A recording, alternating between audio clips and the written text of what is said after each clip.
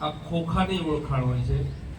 આત્માની ઓળખાણ કોક મહાપુરુષ મળે, કોક સદપુરુષ મળે, જન્મો જન્મની કમાણી ભેગી થાય, કર્મ જોગે ફરી જન્મતા માનવી, લઘુ સૌ કર્મ જોગે, કરેલા આપના પૂર્વના કર્મથી ભોગવે સુખ ને દુઃખ ભોગવે. કર્મથી દેવ છે, કર્મથી દૈત્ય છે, કર્મ ગતિ જાણવા જીવ જાગ્યો, જન્મ્યો જગતમાં ત્યારથી હે નાથ તારો તાર નહીં. એટલે આમ તો સમય ઓછો છે, અમારે 5-7 મિનિટ તો બોડી ગરમ થાય જાણ સાહિત્યમાં, પણ ખેર બધાની જીજી વિશા ફક્ત ને ફક્ત આત્માની તૃપ્તિ કરતા ભોજનની તૃપ્તિ પણ વધારે છે.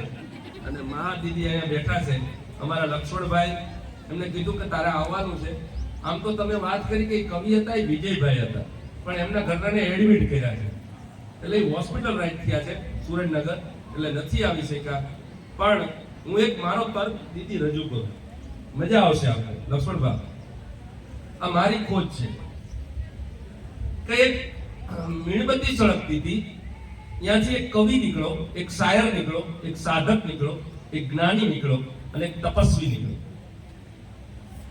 એટલે કવિએ મીણબત્તીને પૂછ્યું કે धागे को जलाया जाता है, हिंदी में दोहरानी धागो, धागे को जलाया जाता है, तू क्यों पिघल रही है, तू क्यों जल रही है, तू क्यों गल रही है. આ વાત આમ જો તો સિંગાર નહીં લાગે, પણ સિંગારની પરમ સીમાએ પૂર્ણ વિરામ મુકાય ત્યારે તપસ્વી, ભાવ જગત, જ્ઞાનમાર્ગ, સાધનામાર્ગ નો સિંગાર રસ પછી વૈરાગ શતક ભર્તુહરિએ લખ્યું, પેલું સિંગાર શતક લખ્યું. એટલે મીણબત્તીને પૂછ્યું કે धागे को जलाया जाता है, तू क्यों गल रही है, तू क्यों पिघल रही है, तू क्यों जल रही है. ત્યારે મીણબત્તી એ જાગો છે, કવિને, શાયરને, તપસ્વીને, સાધકને એવો જવાબ આપે છે, ओ मेरे शायर, ओ मेरे कवि, ओ मेरे तपस्वी, ओ मेरे प्यारे जगत के आत्मा सुन ले, मैं इसलिए गल रही हूं, मैं इसलिए पिघल रही हूं क्योंकि धागे को मैंने दिल में बिठाया है. जिनको दिल में बिठाया जाता है उनके लिए गलना ही पड़ता है, जलना ही पड़ता है, पिघलना ही पड़ता है.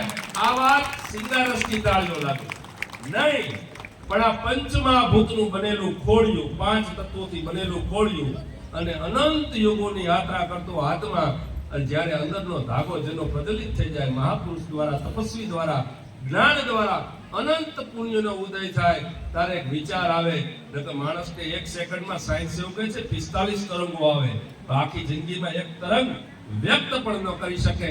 એટલે આપ સૌ તપસ્વી, સૌ સાધકો, સૌ આત્મીયજનો, સૌ ગુણીજનોને મારા ઓમ શાંતિ, નમસ્કાર, જય માતા. ખૂબ ખૂબ ધન્યવાદ આપનો પણ.